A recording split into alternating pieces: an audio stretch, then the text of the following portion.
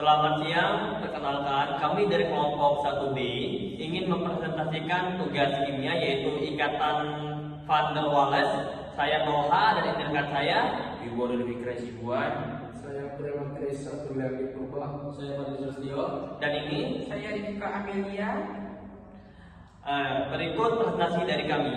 Saya akan menjelaskan yaitu materi tentang ikatan van der Waals. Apa sih yang dimaksud dengan ikatan van der Waals?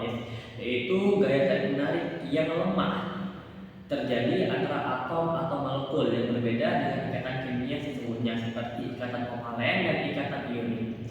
Gaya ini dinamai dari ilmuwan Belanda yaitu Johannes Dirk van der Waals, yaitu seorang ilmuwan. Gaya ini bersifat elektris dan memiliki karakteristik utama sebagai berikut ada dua. Yang pertama kelemahan relatif dan kekuatan kelemahan relatif dan titik didih yang rendah. Yang pertama itu kelemahan relatif jauh lebih lemah dibandingkan ikatan valensi, kovalen atau ionik. Kekuatan gaya ini berkurang cepat seiring bertambahnya jarak antara molekul. Yang kedua itu titik didih yang rendah. Senyawa yang hanya memiliki gaya van der Waals, misalnya gas mulia, molekul non-polar kecil, cenderung memiliki titik didih yang rendah dan titik meleleh yang sangat rendah. Gaya ini memiliki jenis-jenis gaya van der Waals ada tiga. Yang pertama gaya dipol-dipol, yang kedua gaya dispersi London, yang ketiga gaya dipol trimbas. Yang pertama saya akan menjelaskan yaitu gaya dipol-dipol atau disebutkan gaya orientasi. Terjadi antara molekul-molekul polar seperti molekul polar memiliki dipol-dipol permanen. Yang kedua gaya dispersi London, yaitu gaya dipol-dipol sesaat, dipol-dipol terimbas. Terjadi pada semua molekul baik polar maupun non-polar. Namun ini adalah satu-satunya gaya tarik menarik pada molekul non-polar.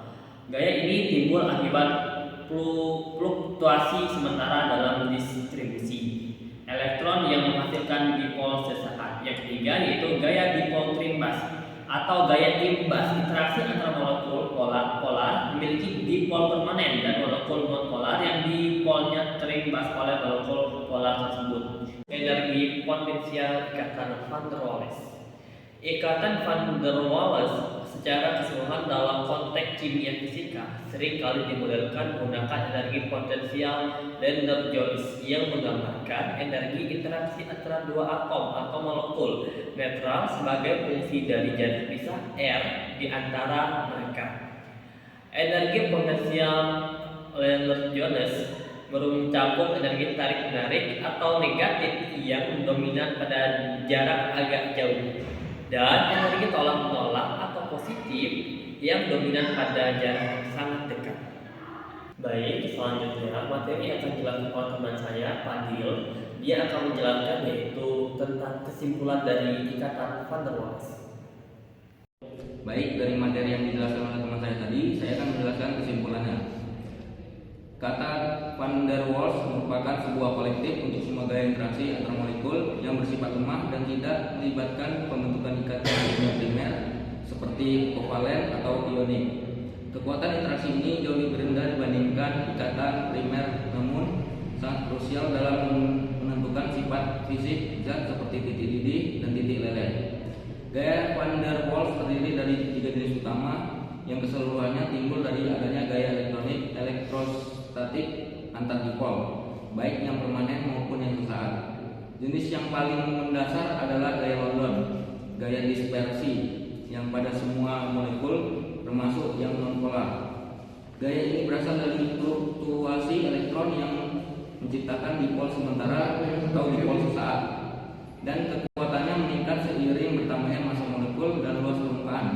Selanjutnya terdapat gaya dipol bertambahnya meningkat seiring bertambahnya massa molekul dan luas permukaan. Selanjutnya terdapat gaya dipol-dipol yang hanya terjadi antara molekul-molekul polar karena adanya dipol permanen. Terakhir ada gaya dipol-dipol terinduksi, di mana molekul polar menginduksi dipol sesaat pada molekul non-polar di dekatnya. Secara keseluruhan, gaya van der Waals adalah gaya tarik menarik elektrostatik yang universal, lemah dan esensial dalam menjelaskan agregasi materi dan fenomena biologis. Baik, materi selanjutnya akan dijelaskan oleh teman saya. Saya akan menjelaskan soal nomor 1, yaitu perhatikan molekul berikut. Yang pertama itu ada CO2, H2O, HCl, dan N2. Manakah yang gaya antar molekul utamanya adalah gaya dispersi London? Jelaskan mengapa. Jawabannya itu ada CO2 dan N2. Mengapa jawabannya CO2 dan N2?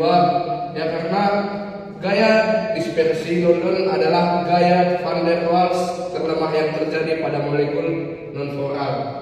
N2 adalah molekul di atom nonpolar hanya memiliki gaya London, sedangkan H2O adalah molekul polar sehingga gaya utamanya adalah dipol-dipol.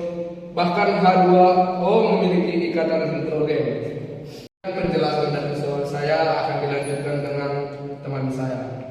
Saya akan memberikan contoh soal tentang van der Waals, yang dimana soal itu adalah menjelaskan tentang sebuah molekul seperti HCl didekatkan ke molekul nonpolar seperti Ar. Gaya van der Waals apa yang mungkin terjadi? Nah, jelaskan. Jadi jawabannya itu adalah gaya dipol induksi. Mengapa? Karena HCl(A) adalah molekul polar memiliki dipol permanen. Sedangkan gas mulia Ar, A adalah nonpolar atau tidak memiliki dipol permanen, atau kebalikan dari HCl. Ketika HCl didekatkan ke Ar, muatan Persia pada HCl menarik elektron pada Ar, sehingga Ar berubah menjadi dipol sesaat. Inilah yang disebut dipol induksi atau salah satu jenis van der Waals. Baik, apakah sudah jelas? Sekian soal dari saya. Selanjutnya akan dijelaskan oleh teman saya. Saya akan menjelaskan soal nomor 3. Mengapa titik ID L2 rhodium lebih tinggi dibandingkan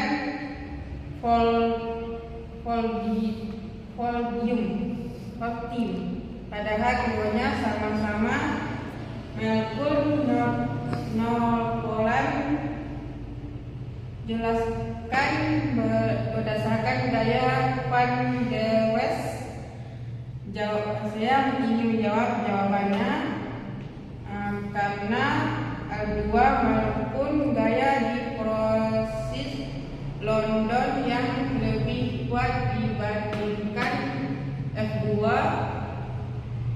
Penjelasan memiliki jumlah elektron lebih banyak, ukuran lebih besar, dan massa yang lebih tinggi. Baik, sekian presentasi dari kami kelompok 1B. Apabila ada kesalahan dalam penyampaian materi, kami mohon maaf. Kami tutup dengan selamat